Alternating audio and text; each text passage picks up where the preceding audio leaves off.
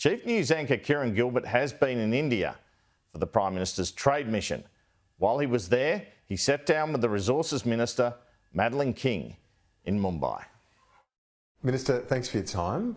A big visit for the Prime Minister and yourself with his trade delegation. How much scope is there for growth in this relationship from your perspective as Resources Minister? Thanks, Kieran. It's great to be here. Great to be on your show, but also, great to be here in India this week.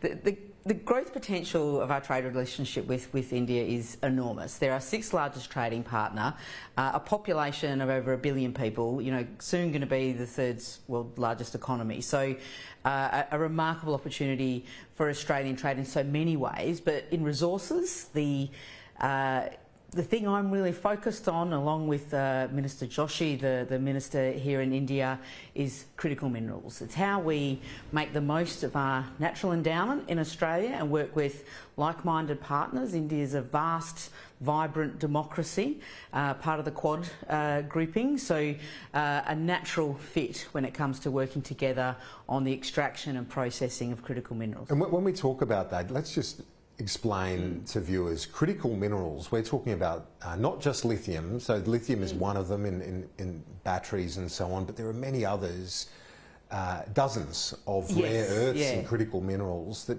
will basically help shape the future. Who supplies these things? Absolutely. So lithium's one everyone knows about, and that's understandable. We all know we've got lithium-ion batteries in our phones, and they make up EV batteries. So it's a very important critical mineral, and Australia happens to be the place that has the most of it in the entire world. So once again, like iron ore, it's one of these natural endowments of our amazing geology that we have the opportunity to make the most of. So, but the other thing is cobalt will be very important for elements of batteries, and rare earths elements form products that go into high-powered magnets, which are also needed in the electric vehicles, but also in wind turbines. So these are things. Lithium's a great example of a critical mineral that was once in the dumpster pile for tin mines, which is what Greenbushes is in the southwest of Western Australia. And now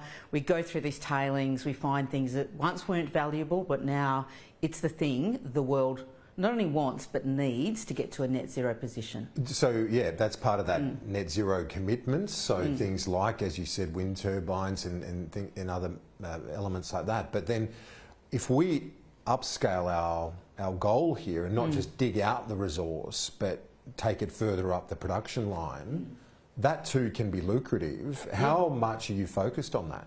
Very much so, and it's been our government's policy. We want to make more things here, and that processing and the refinement of minerals is also a manufacturing industry. So it's moving things along that value chain. So it's not just the ore that we ship out. We process it.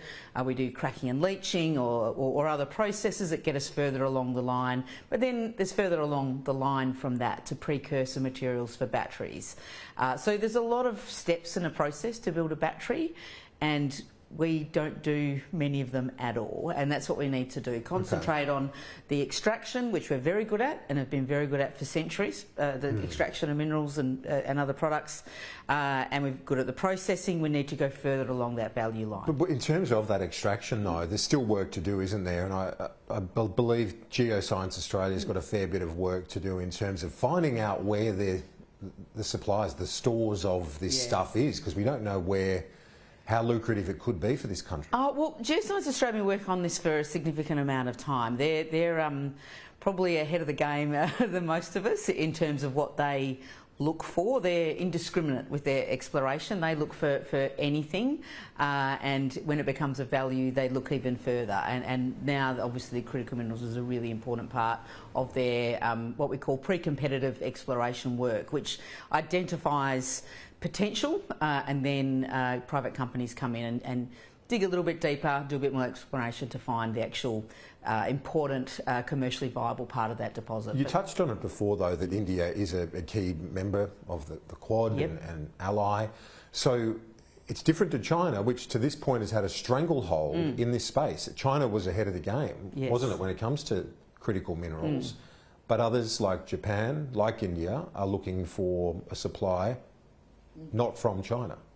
Well, everyone needs to diversify their supply chains. It's something we learnt from the pandemic, that if you rely on one thing from one place too much, you can be left high and dry.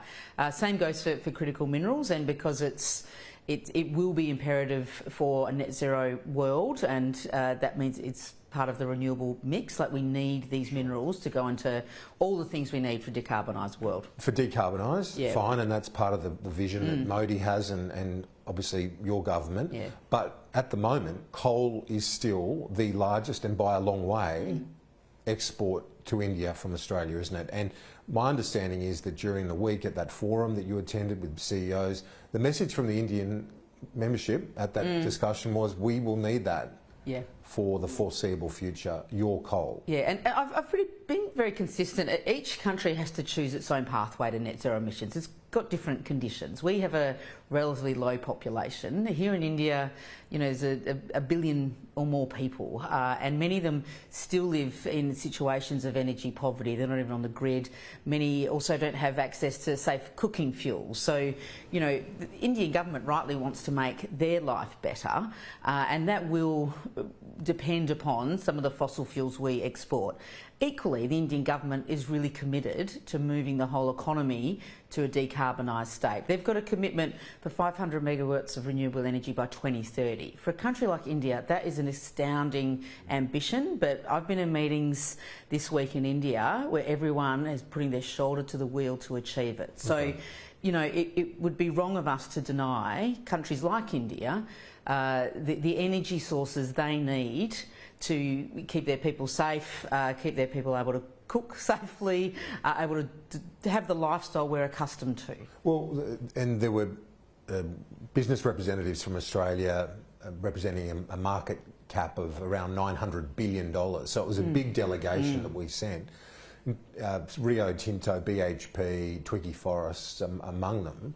Was Adani represented from the Indian side? Because Adani is probably, if not the largest, it is certainly one of the largest Indian investments in resources in our country. Yeah, that's right, and they're also a significant part of the Indian economy, but I'm not aware that they were here. And is there a reason for that? Is it part of the complexity of the politics around the fact that it was hard to get that up in the first place, that project? No, I think I know. As you would know, there's been much reporting about the status of a few issues around Adani, which they are quite rightly going through with their government and the relevant authorities. I have no doubt it's got nothing to do with their investment in Australia. Would you say there's goodwill towards Adani from Australia or between the two parties? Well, the mine you're speaking of in Queensland has created a lot of jobs, so in that community it's very well received. And is there scope for further growth in that with coal? I've not heard of any proposals where they're seeking to extend that mine, But for Australia, it's still going to be a major export, isn't it? For the absolutely, not just metallurgical coal, but thermal coal, as you said. Countries like India still have to heat and cool their population. You're absolutely right, but when there is a difference between, as you say, the metallurgical and thermal coal, and metallurgical coal, which is for making steel from iron ore from all around the world, is the principal export. So, and until we can get the technology right around green steel using hydrogen, and India is very much invested in pursuing that, as is Australia, as is Japan.